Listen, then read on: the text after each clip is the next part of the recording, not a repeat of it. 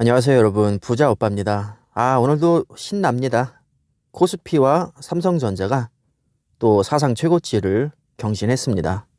요즘에 뭐 자고 일어나면 사상 최고치를 찍어서 이제는 뭐 덤덤합니다. 이 상승세를 한번 타면 이렇게나 무섭습니다. 오늘 코스피가 2% 넘게 올랐습니다. 그러면서 2755포인트를 찍었고요. 오늘 같은 경우는 외국인이 다시 돌아왔습니다. 그래서 저는 굉장히 긍정적으로 보고요. 개인들이 간만에 차익 실현을 했습니다. 오늘만 5천억 이상을 개인들이 순매도했고요. 웬일로 기관이 3천억 이상을 순매수했습니다.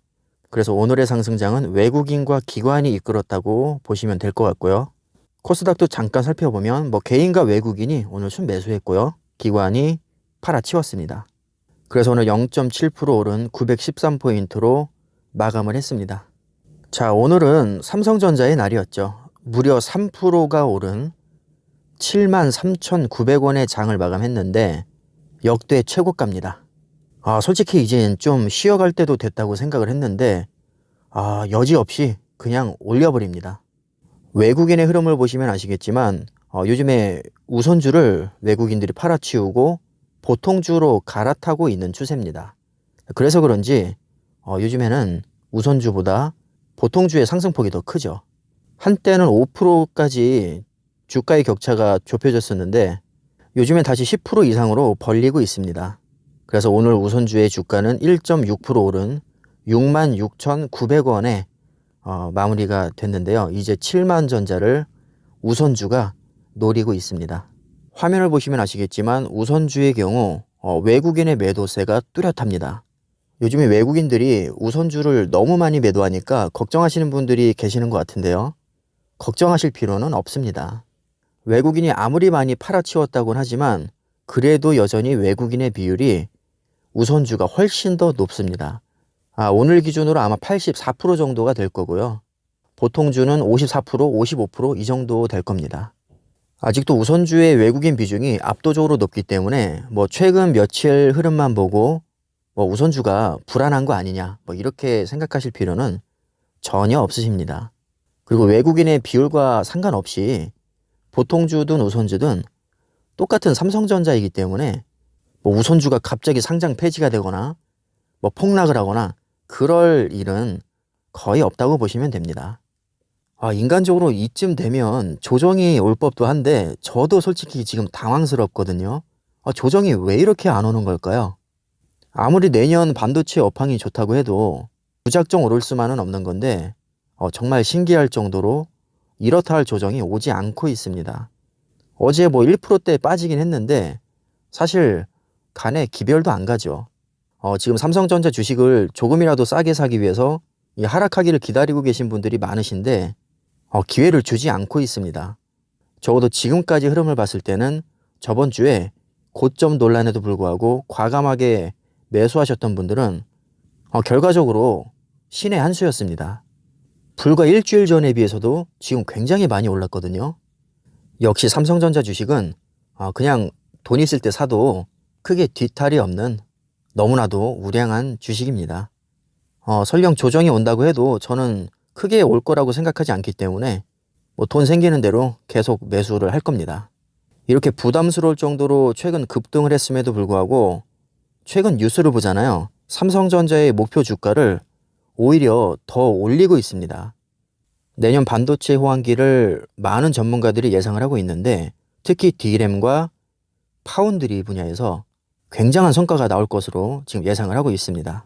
7만 원을 돌파하자마자 거의 사흘 만에 9만 원이라는 목표 주가가 나왔는데 이렇게 올랐어도 아직도 글로벌 경쟁사 대비해서는 많이 저평가되어 있다고 저는 판단을 하고 있습니다. 제가 전 영상에서도 말씀드렸지만 이 주가라는 것은 시간이 지나면 좋은 기업은 오를 수밖에 없습니다. 벌써부터 영업이익 전망치가 나왔는데 제가 이거 보고 깜짝 놀랐습니다. 2022년에 삼성전자의 영업이익이 82조에서 100조까지 기록할 거라는 전망이 나왔습니다. 80조야 그렇다 치는데 100조까지도 예상을 하고 있다는 것은 정말 놀라운 일입니다. 이렇게 영업이익을 많이 잡을 수 있었던 것은 사실 반도체에 대한 기대감인데요. 가장 대표적으로 D램과 파운드리가 호실적을 기록할 것으로 전망이 되고 있죠. 특히 파운드리 같은 경우에는 요즘에 상승세가 장난이 아닙니다. 파운드리는 삼성전자가 사실 가장 많이 공을 들이고 있는 분야인데 시장 조사 업체인 트랜스포스에 따르면 4분기 삼성전자 파운드리 매출이 약 4조 원으로 예상이 되는데 작년 동기 대비해서 25% 늘어난 수치입니다. 25%면 4분의 1인데 이렇게 덩치가 큰 기업에서 4분의 1이면 엄청난 상승률입니다.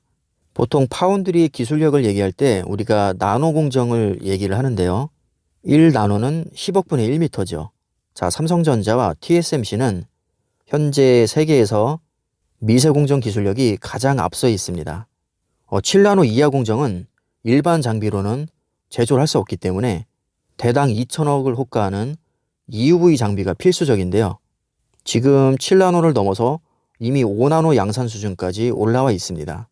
사실상 현재 시점에서 7나노 이하의 미세 공정 기술력을 갖춘 기업이 TSMC와 삼성전자가 유일하기 때문에 부가가치가 가장 뛰어난 초미세 공정에서 거의 독식을 하다시피 하고 있습니다.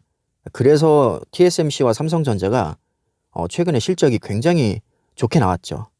요즘 스마트폰의 추세를 보면 시스템 온칩으로 가고 있습니다. 시스템 온칩이라는 것은 칩 위에 다양한 기능이 하나로 통합된다는 뜻입니다.